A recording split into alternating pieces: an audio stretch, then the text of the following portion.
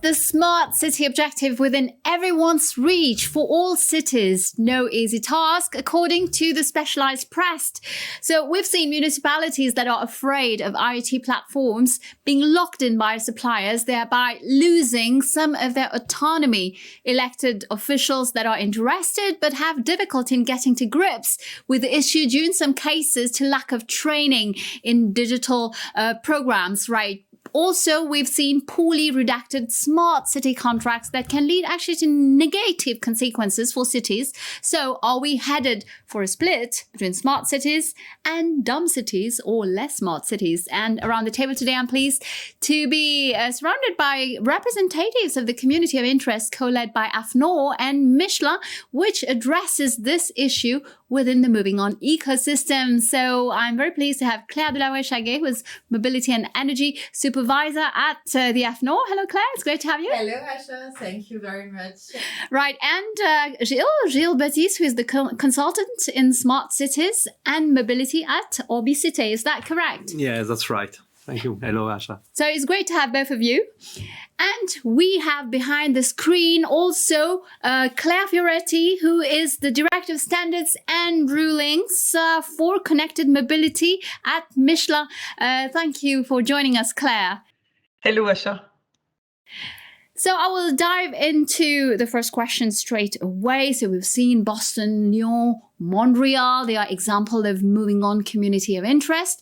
Is the smart city only for big cities? So maybe we'll start with both of you. Yeah. Actually, no, for sure. Smart cities, not only for large city, especially as we have a very dynamic demography around the world. And I mean, medium cities of today will be large city tomorrow, and the small city of today will be the medium of tomorrow. So I think it's really a topic that can be addressed and that can interest all type of cities, and I'm sure, and hopefully we will have all size of cities represented in our community. Fantastic. Gilles, can you add some? Yeah, of course.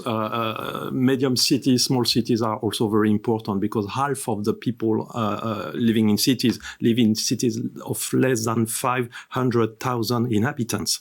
So it is very important that we consider all these cities. And as Claire was saying, and it will be especially true in Africa, those medium city will double within the next 10 years, and you can imagine where we will be in 2050. So that's so important. Also about large cities. Large cities started to develop some very technological solutions and so on, and now we know that we have also to consider things about people, about usage, about governance, and so on. And this is the problem of all the cities. Mm-hmm. Right. So let me now just probably turn to the other Claire who is behind her screen today. So Claire, quick reaction on this topic. Well, for sure not. And by moving on, we have a very nice example of the Smart Cities project from Dijon. It's typically not a large city.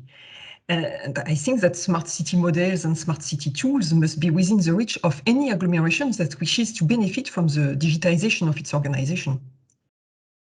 Well, we're speaking about different sizes of cities. So are medium-sized cities equally, equipped to face data challenges? Claire? I think medium city, no, they are not equal. Honestly, it's not the same. On this issue. For sure, it depends on where you are around the globe and also your maturity. About your IT system you just mentioned during the press release. So it's really, I think we cannot talk about equality, but hopefully with the work, all cities can reach the same level of competencies and skills. What's this topic? Gilles? Yes, of course, there is a matter of size, and with size comes skills. With size comes capacity to finance. And this is why we need to find some solution for that. So there is one obvious solution about that, which is, for example, the first one is to capitalize within many cities, grouping together in the same area to develop a bigger project. So you can reach a higher critical mass. The second one is that you can use toolbox. You can use things that are done in order to have standard solution, to reuse things that have been proven, that have a good track record, and that you can reuse with high confidence. And this is one of the objective we have with this community of interest. It is to provide such tools. Right. Maybe a quick reaction from our other Claire on this topic. What are you seeing between, the challenges faced by bigger cities and medium-sized ones? Well, in fact, digital transformation is both easier and probably more complicated for a medium-sized city. Why? Simpler, in fact, because the systems to be organized are probably less complex and less diverse than what we can encounter in a very large city. But on the other hand, it's probably more complicated from the point of view of resources to be committed, both financial and human, and also the commitment over the time that such projects represent. The city needs to be reassured about the choice of solutions by favoring those which meet their needs and which have proved their worth. And typically here, standardization can help. But access and participation to standardization activities of large international bodies is a real challenge. That's the purpose of our community of interest, to advertise, in fact, around international standards existing and also project coming for smart cities development. Right, before, when we started this program, we spoke about the risk of vendor lock-in. I think that is something that probably cities watching us today are also a little bit scared about that. What does that exactly mean? Probably a very concrete example.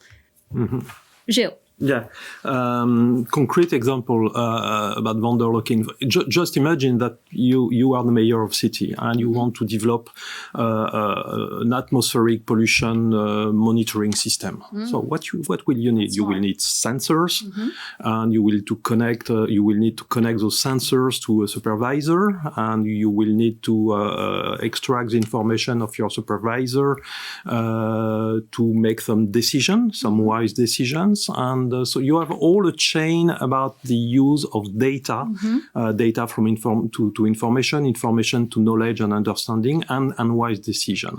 And if you do not have some standard interfaces between sensors and hypervisor, for example, you will not be able to change your sensor. You may have two main reasons for that. First, you need to choose the right sensors from the right vendors originally. And then when you need to evolve, or when you need to have a better sensor, better performance, or better reliability, you need also to be able to choose another supplier. So that's very important at each step of this system design, to have this capability to rely on data standards, data exchange, API, and so on. So Claire, clearly cities, they should not be scared about it. This is what you're saying at the beginning. If you have the right process, probably. Yes, of course, cities are facing some risk, because especially medium and small cities we just talked about, it's not easy to face and counterbalance with huge companies. And also you have the risk of having a solution that is not fitting your needs, and here we really want to avoid the one-size-fits-all effects, and that's why hopefully with our work, cities should not be scared. So they need for sure to pair the technological dependencies of standards, because we just talk about the vendors locking, but standards is a wonderful tool for this, to avoid this, because it's allow you to use open and innovative solution.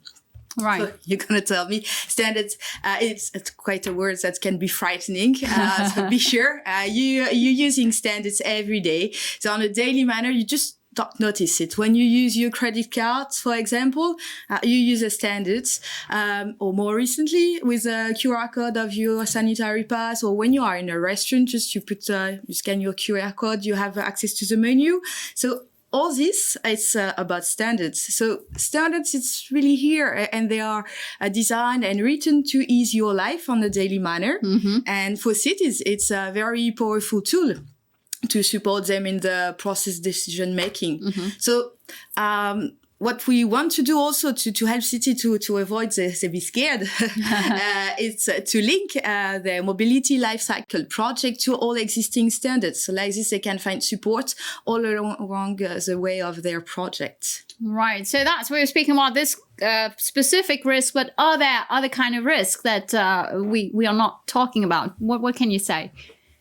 I think that the risk is maybe to fail the citizens they're living in the city, because Gilles talked about the mayors. Of course, you want to please the city and provide the best services. They want, and you want to improve and enhance the lifestyle of your city. So the main, I think, the main risk, it will be to lose money because you buy unadapted solutions. And here, so hopefully, we want to, with standards, you can buy open solution. And here with the community we want to build, we will talk about experiences, and like this you can learn about what happened in other cities, so to avoid risks they faced before. Thank you, Claire. And turning to the other Claire, so what are the risks that you are seeing, and how can cities, avoid them? So probably a quick insight on that, Claire. So you mean other risks than the vendor locking risk? Well, I think that technical obsolescence of the chosen solution, maintenance issues are a risk a city can face when choosing a specific system. You have also the relevance of the data access governance model that will be put in place, compliance to digital market and data sharing regulations, specifically in Europe. All these issues are critical for tailor-made solutions for smart cities. And here, once again, standard and norms can bring reassurance. Okay, so your famous handbook aims to enlighten cities that don't necessarily have the skills in-house. And why does this actually require the involvement of public and private partners, of both of them? Why do we need both of them, Gilles? To answer this question, you need to come back to how standards are designed. How are they built?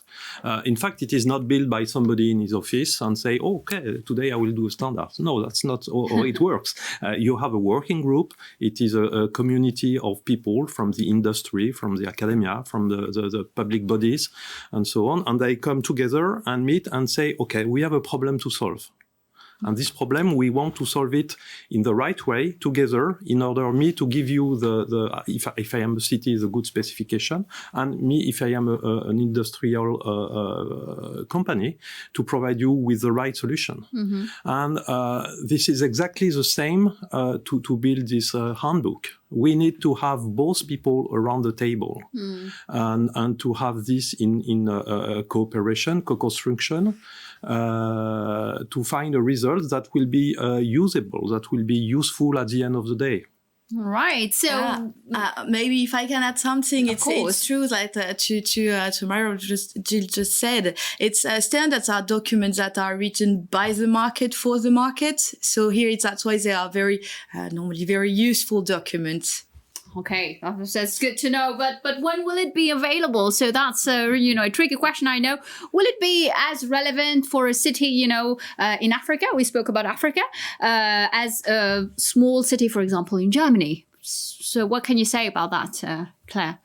Yeah, hopefully it will be relevant for both. Of course, because the approach we have, taking a life cycle project, I think it's talk to everybody. You want to build your project, whatever the size of the city you are. You can be a small city in Germany or a huge city in Africa. The life cycle will be the same. Mm-hmm. And then we link all standards at different parts, and we will, of course, elect the best practice standards each time. So hopefully it will suit the needs of all types of city and all size of city. Right.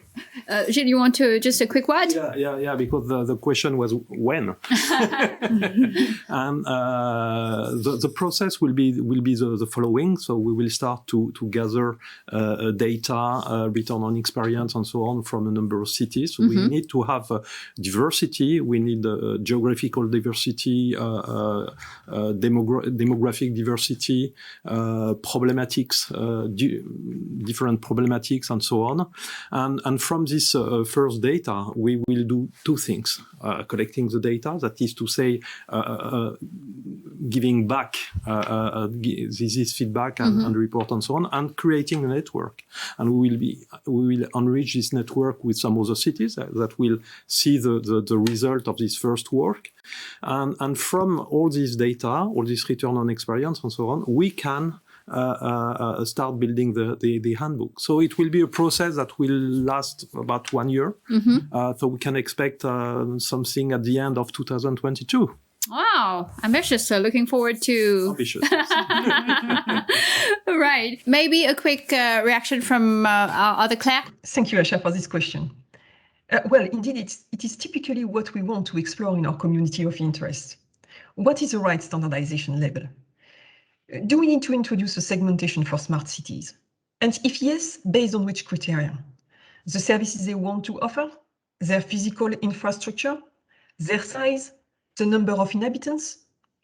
All these questions, we want to discuss them with the community of interest members and use their input in the coming standardization project to make sure at the end we will have a relevant standard.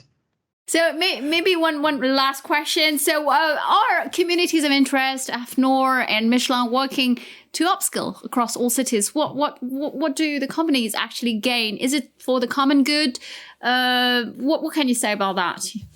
Oh, I think benefits are multiple. For sure.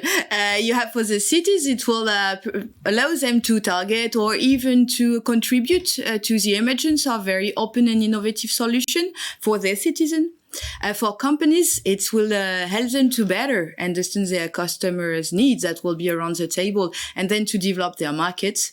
And I think for the third part and the financial institution, they can make sure that their money is wisely spent.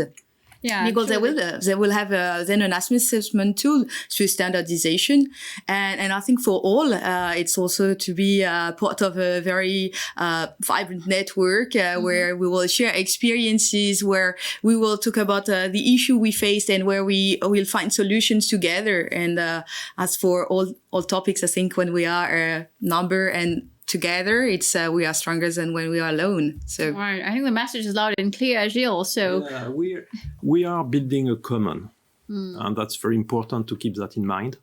Building a common is something which is much more easier to build together. It doesn't suppress competition, but this first phase is what we can call co-petition. Okay, you start to cooperate. You start to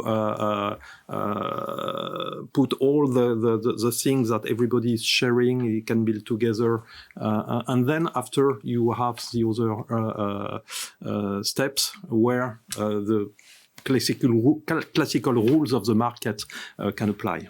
Fantastic. So I think now it's time for call to action. So they're all listening. So what do you have to tell them? Come and join. Yes, join us. And I'm sure the topic will be very interesting for everybody. So hopefully we will have many cities and many people around the table. So yes, join us. We will be thrilled to welcome you.